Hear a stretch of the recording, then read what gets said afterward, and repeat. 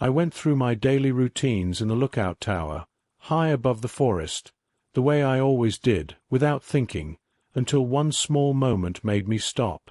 From that moment on, I knew something was wrong in a way I couldn't explain. The forests of eastern Finland stretch farther than most people realize. Not dramatic.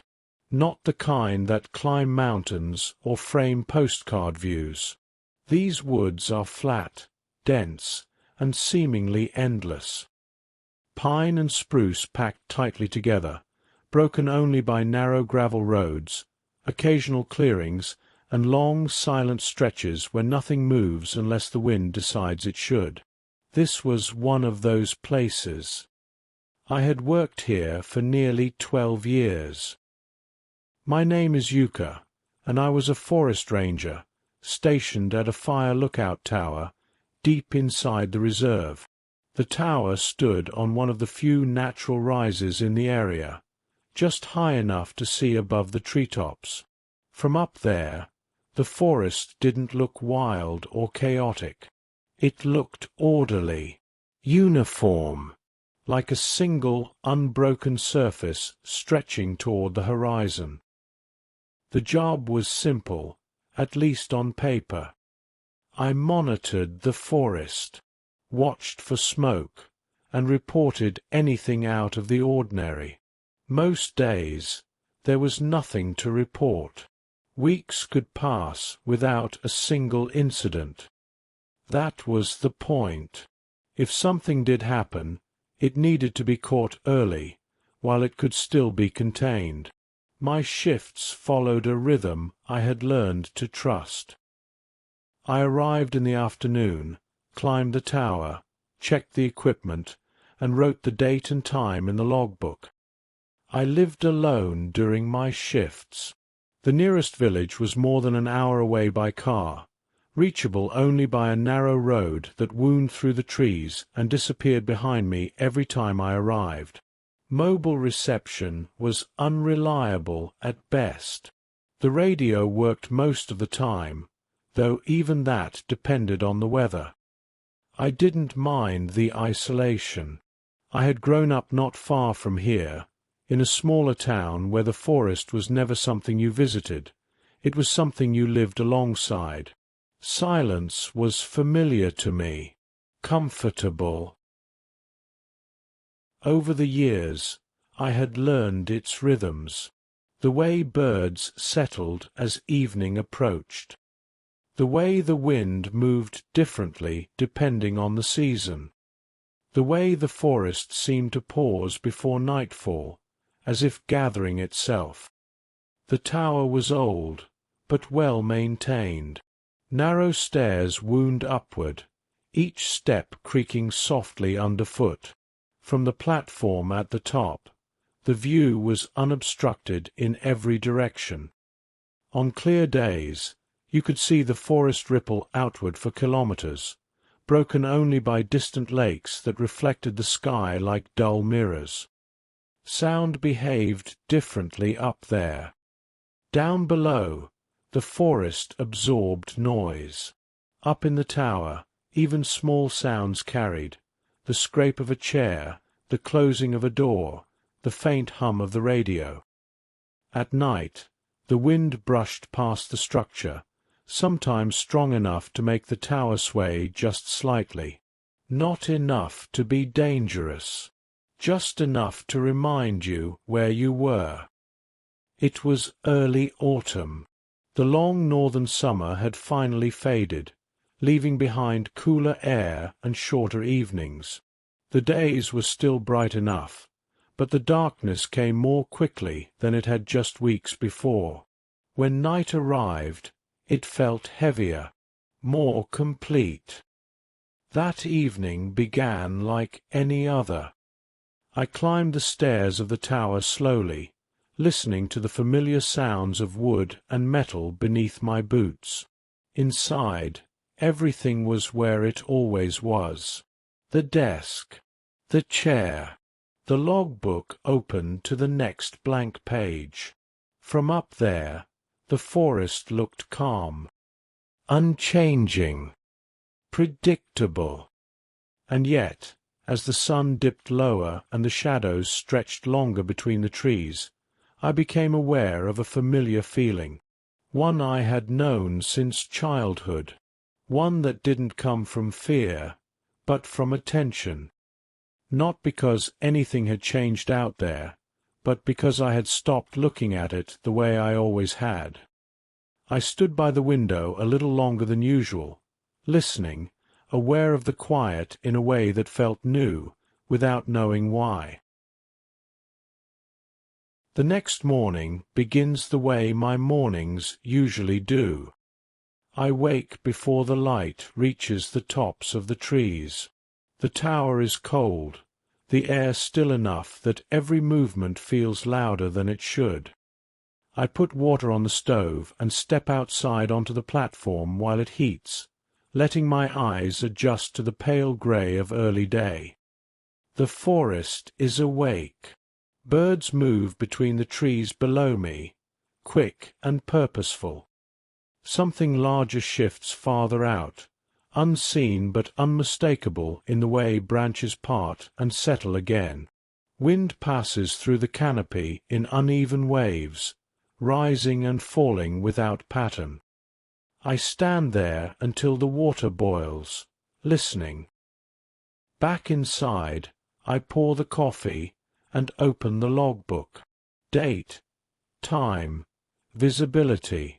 The pen moves easily across the page. After breakfast, I take a short walk beneath the tower. Nothing official, nothing that needs to be logged, just a familiar loop through the trees to keep my legs moving. The ground is soft with needles, the air cold and clean. Nothing feels out of place. It is later in the afternoon when the forest suddenly stops. I am standing at the desk, adding a note about cloud cover, when the wind disappears. Not gradually. Gone. At the same moment, the birds fall silent, not one by one, but all at once. The absence is sudden enough that it takes a moment to register as absence at all. I stand still. The tower no longer creaks. The open window lets in cold air, but no sound.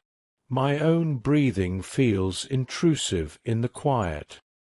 I wait.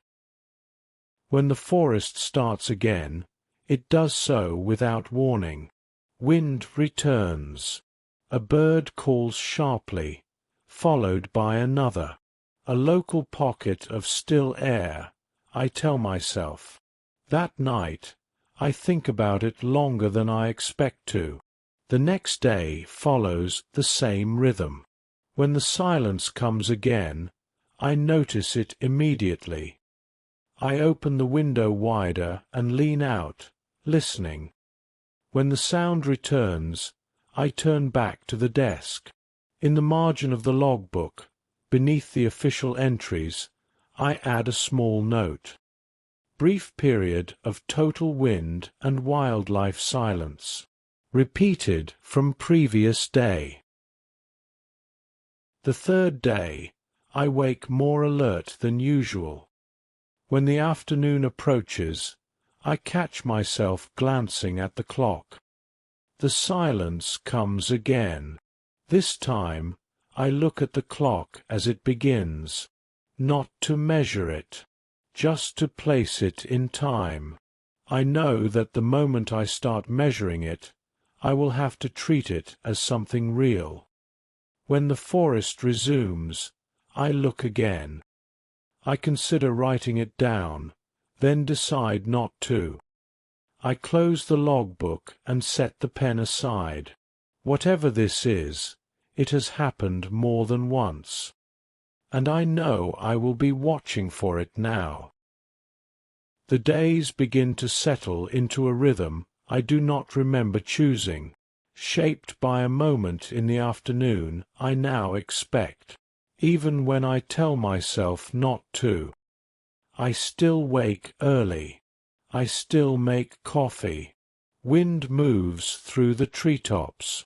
Birds call and answer one another. By the second day of paying attention, I begin to note the time. Not officially, just small numbers on scraps of paper.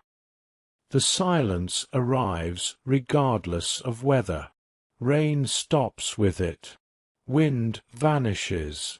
Sound ceases. Only the clock continues.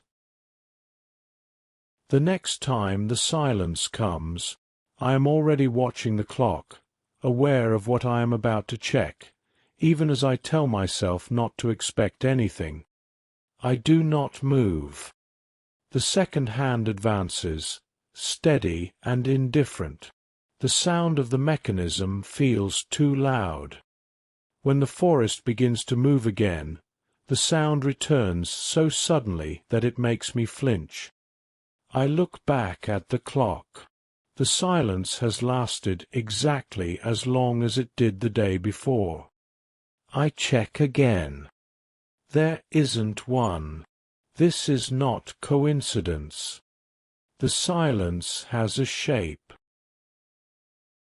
Later that evening, I use the radio. I keep my voice steady and my words precise. Same time, same duration, repeated. There is a pause. Then the voice asks if I have been sleeping well, if the wind could have dropped, if the instruments are working. I answer yes.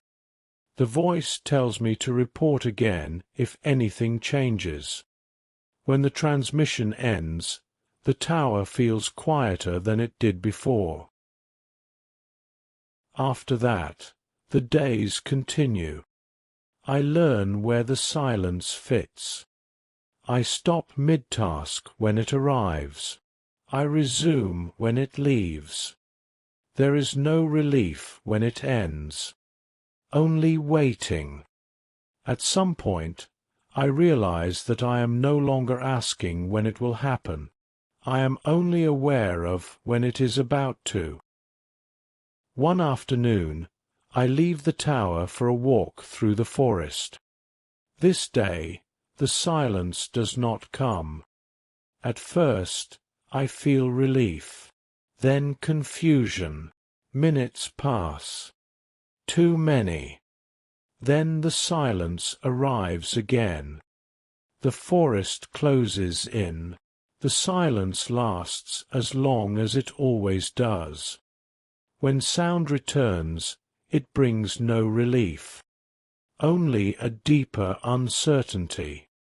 I remain where I am longer than I need to, listening to the forest as if it might say something different this time. It doesn't. The days continue. I think about using the radio again. This time, I would have to explain that something has changed. I imagine the questions. I leave the radio untouched. Sometimes, I speak to the base on the radio. I report the usual things. They ask if everything is all right. I tell them yes.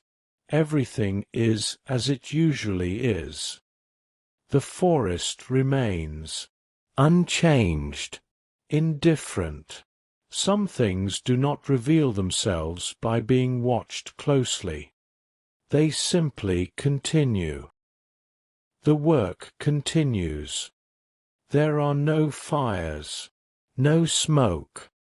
The silence still comes.